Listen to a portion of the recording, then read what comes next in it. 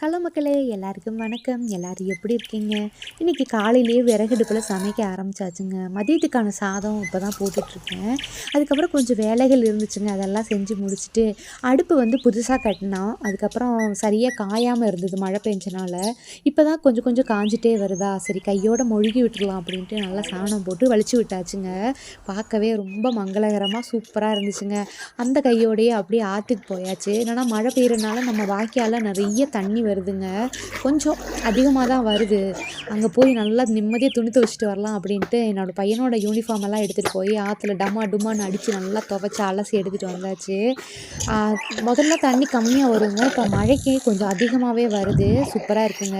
2 மாசமா ஆத்துல போய் துவைக்கவே இல்லன்னு வச்சுக்கோங்களேன். அதனால கொஞ்சம் அங்கங்க காடு அது இதுன்னு கிடந்துச்சு. எல்லாம் கிளீன் பண்ணி தான் துவைச்சுட்டு வந்தேன். கொண்டு வந்ததெல்லாம் கையோட காய போட்டாச்சுங்க. என்னன்னா வெயில் அண்ணா வந்து கொஞ்சம் எட்டி பார்த்துட்டே நிக்கிறாரு. அவரு கோவப்பட்டு போயிட்டு மழைகிட்ட சொல்லி மழைய அனுப்பிச்சு விடுறதுக்குள்ளேயும் நம்ம காய போட்டுறலாம் அப்படின்ட்டு காய போட்டாச்சுங்க. அதுக்கப்புறம் என்னப்பா அப்படின்னு பார்த்தீங்கன்னா, மீன் வறுவல்ங்க. "என்னப்பா நீ மீன் வறுக்க போறேன்னு சொல்லிட்டு வேற என்னம்மா காமிக்கிற?" அப்படின்னு பார்க்குறீங்களா? ஆமாங்க. இப்ப காமிச்ச எல்லாமே அம்மியில வச்சு நல்லா அரைச்சு எடுத்துக்கிட்டேங்க. அரைச்சது மட்டுமா அப்படின்னு பார்த்தீங்கன்னா, அப்படியே நல்லா வெட்டி சுத்தமா கிளீன் பண்ணி கழுவி எடுத்துட்டு வந்து மீன அதில போட்டு மசாலா போட்டு நல்லா பெசச்சு பெரட்டி எடுத்தாச்சு. என்னப்பா மீனுக்கு வந்த சோதனை அப்படின்னு பார்க்குறீங்களா? வாய்க்கு ருசியா சாப்பிடணும் அப்படின்னா, இந்த மாரியெல்லாம் கொஞ்சம் வேலைகள் கொஞ்சம் அதிகமாவே செய்யணும்னு பார்த்துக்கோங்களேன். ஒரு வகையா மசாலாலாம் போட்டு நான் பெரட்டி வச்சாச்சு.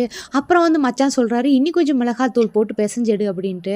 மறுபடியும் கொண்டு போய் மிளகாத்தூள் சேர்த்து நல்லா பெசஞ்சு எடுத்தாச்சுங்க. ஏன்னா கொஞ்சம் காரசாரமா இருந்தா தான் மீன் வறுவலெல்லாம் கொஞ்சம் சாப்பிட நல்லாயிருக்கும். மீனும் சரி, குழம்பும் சரி, வறுவலும் சரிங்க.